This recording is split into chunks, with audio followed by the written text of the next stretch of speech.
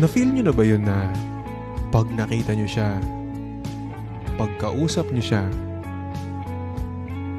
ibang-iba no? Alam mo yung feeling na hindi mo ma-describe? Na pwede bang ganito na lang palagi?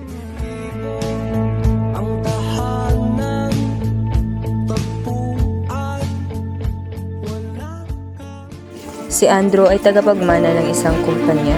Mabait na boss sa mga empleyado at tinuturing niya itong pamilya.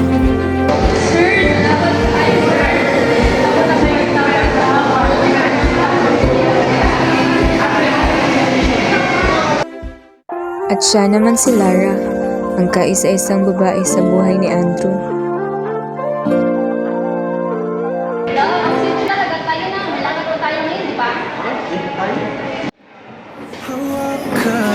Mahal na mahal ni Andrew si Lara, kahit na minsan napakasuplada at masungit nito.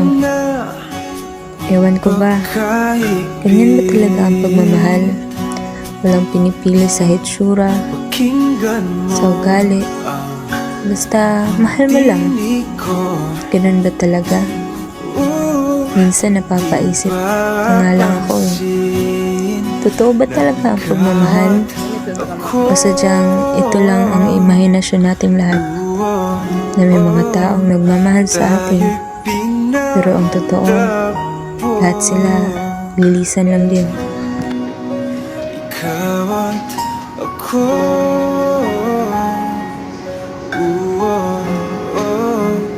di na muling magkakalayo. Love, gusto ko nito. Sige.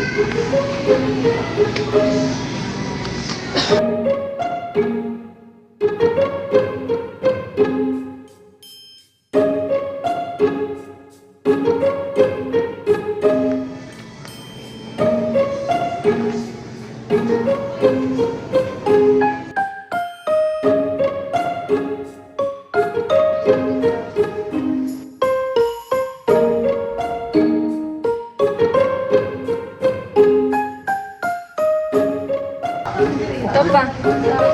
Love, bilhan mo nga ako nito. Oo ba? Mahal naman kita. Kinabukasan ay sinurpresa ng isang malaking problema si Andrew. Hi, love. Hello. Tadi ato, mas serious. Andrew, pwede ba?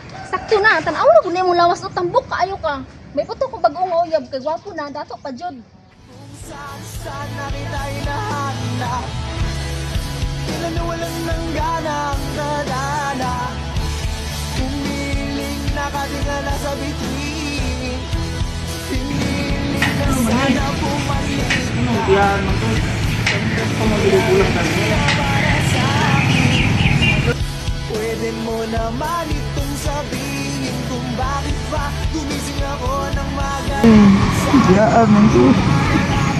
Ano mo? Dahil sa pagkawala ni Lara ay labis na nasaktan si Andrew. At binangon niya ang kanyang sarili. At natutunan niyang mahalin at tanggapin kung sino siya. Hanggang sa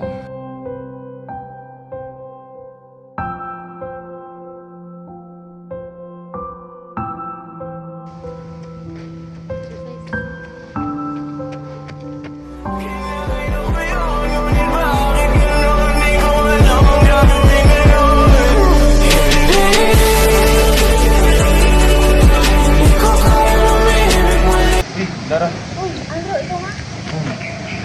ikaw, kamusta? Okay ra, ito. Kumusta man? Pero, peaceful lang ginabungi. Asa ka pa dulong? Nag-jogging. Tara, sabay ko. Tara.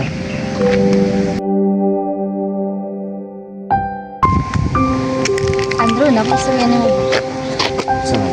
Kung matagan, batag another chance ko. Pagkatapos sa tanan ni mong gibuhat sa kuwang magbalik ka, di pa sakitan ko ni mong daman. Wala na yung chance, Lara. Andrew, pasensya kayo kung kasi ako nabuhat sa iyo. Sorry. Siguro, Lara, manita na ang kaglain na mas better pa sa ako.